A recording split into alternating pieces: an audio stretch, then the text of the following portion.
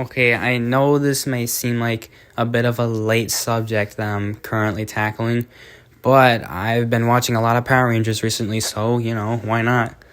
And thus said, I will be reviewing the SH Figuarts White Ranger from the Mighty Morphin Power Rangers line.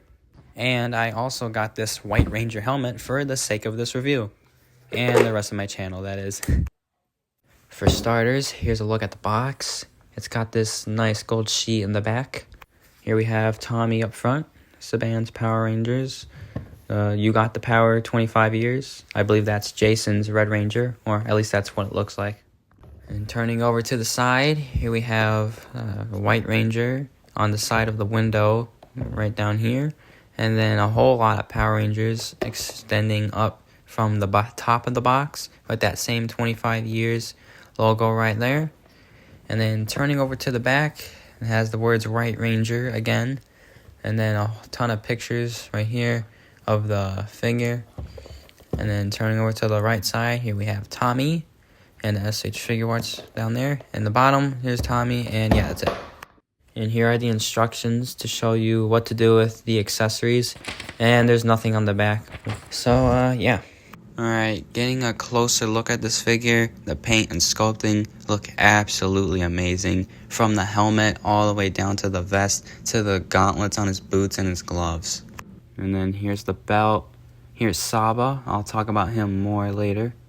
Taking a look at the back, the figure is done in this perfect pearlescent white shiny paint. Very nice throughout the whole body. Now, he has this porthole in his butt.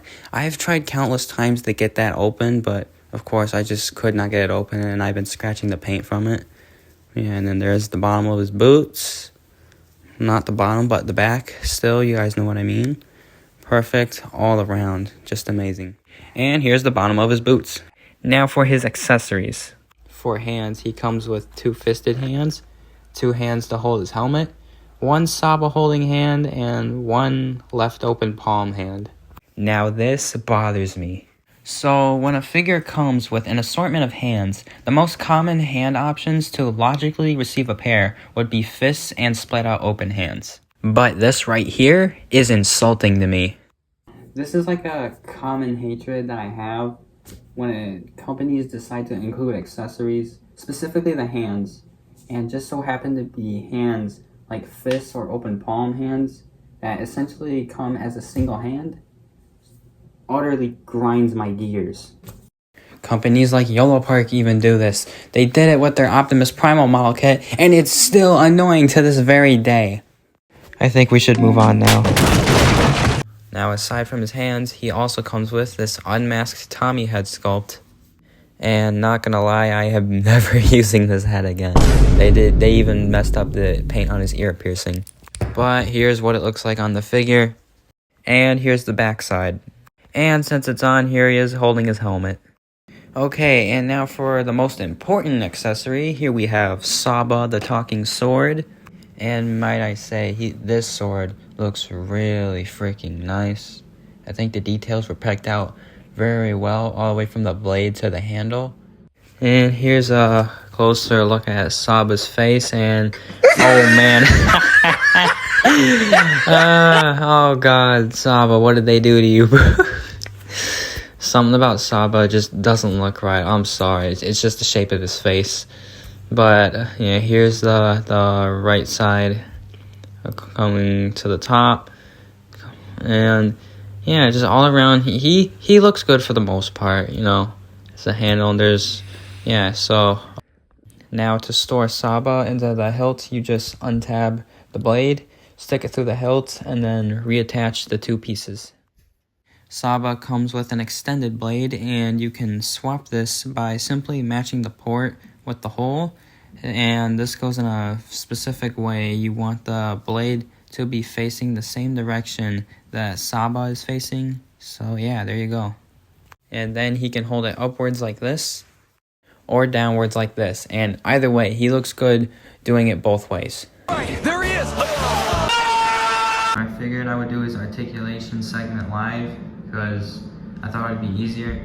And you're gonna notice it's kind of echoey in the back. So for his head, he can look up about that much. He can look down about that much.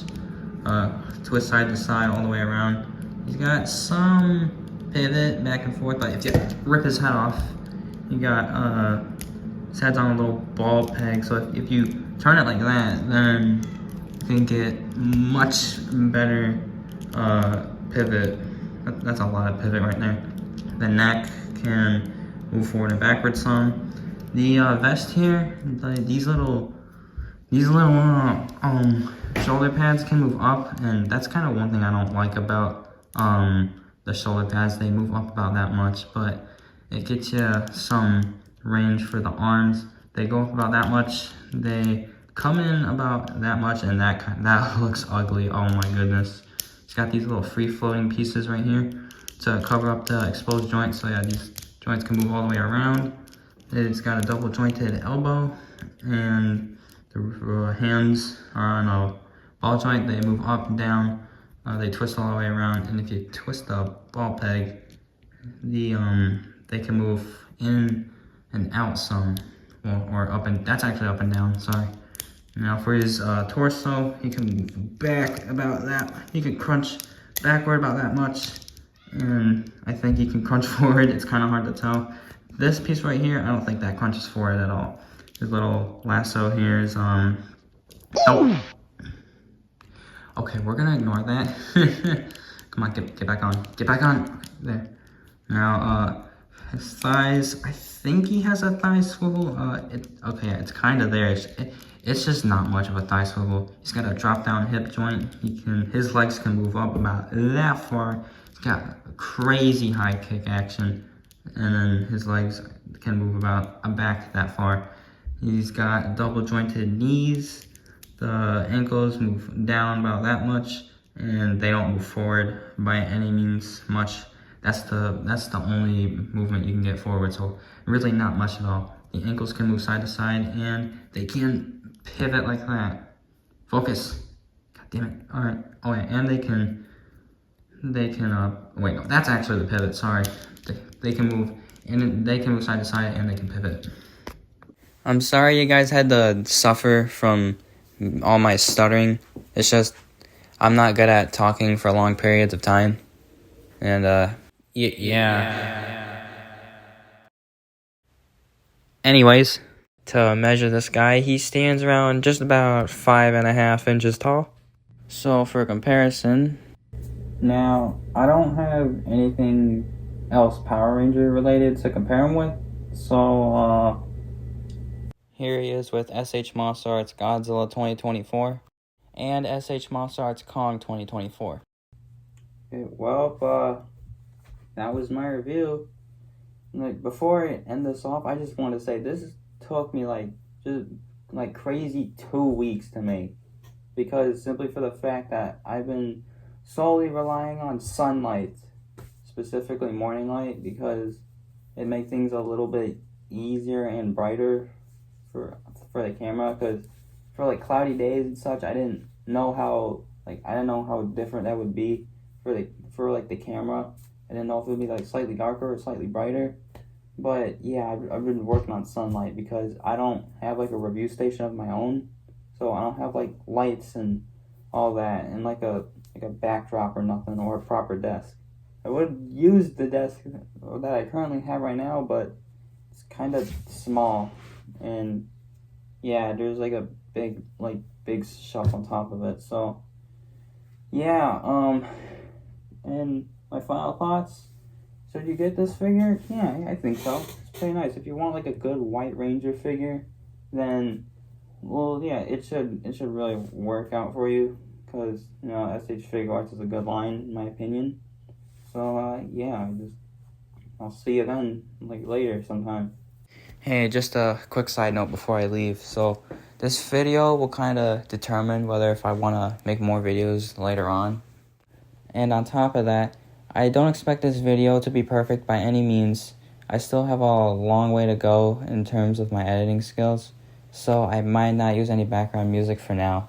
But yeah, I'll try to improve next year, and as such, thanks for taking the time to watch this video. It means a lot to me, and I'll see you guys later.